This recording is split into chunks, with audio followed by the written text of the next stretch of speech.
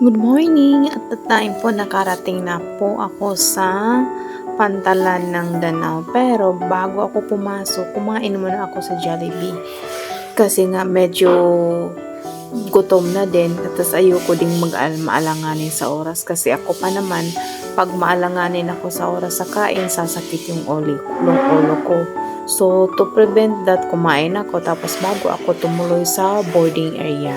Tapos at that time po, going to boarding gate na po ako. Although nagtanong ako sa guardia to make sure para hindi pa ikot-ikot kasi nga baka may nabago na sa setup nila.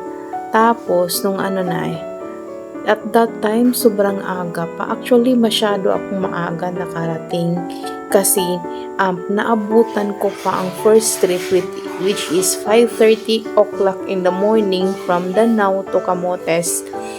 Tapos, tinatry kong kausapin yung nakabantay sa counter, check-in counter, kung pwede kong i-take yung 5:30 trip, ikaso hindi daw pwede kasi fully booked. So, I don't have a choice. So, kailangan ko talagang antayin yung oras na mismong venue ko. Anyway, this spot talaga po, gandang-ganda ako kasi nga napaka-malinaw, tahimik ng karagatan, as in walang bakas talaga ng masama o nagsusungit ang panahon. Good thing is nakapag-decide ako talagang uuwi this week kasi nga sana yung pati pagbalik ko mas maganda yung panahon para hindi tayo masyadong kabado. Although sanay naman sa probinsya, pero syempre iba pa rin yung parang bumabiyahe ka at peace yung mind mo, wala kang isipin kasi nga kaya nga ako umuwi kasi gusto ko makapag-relax, gusto ko makapag-unwind, gusto ko makapag-recharge sa nature kasi yun talaga ang tipong klaseng pagkatawa ko. Whenever na super stress na talaga ako sa city, yun ang parang nagiging diversion ko na parang to recharge myself na nature. Yung sa akin yung gusto lang, simple lang yung gusto ko pagdating ko ng probinsya, magtampisaw hanggang sa mapagod sa kakalangoy na walang katapusang langoy. So at the time na okay na po ako. Tapos may konti ilalabas na si Haring Araw, inaabangan ko talaga kasi perfect view talaga or perfect spot talaga itong napwestuhan ko kasi makakapture ko talaga yung paglabas ni Haring Araw.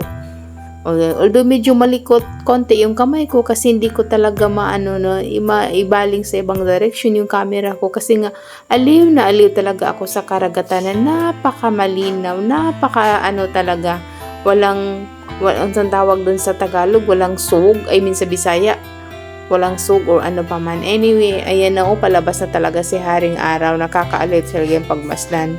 Nung minsan mo lang makikita ng ganito na para bang away ka sa city tapos makikita mo yung ganitong tanawin. Ay naku po, nakaka-relieve talaga ng utak. Nakakagaan sa pakiramdam na para bang wala kang iniwang isipin, wala kang ini-enjoy mo lang yung moment, yung paglabas ni Haring Araw. Kung sa akin, okay na. Napakasimpleng tao lang naman ako eh. Ayan, diba? Ang gandang-ganda niya.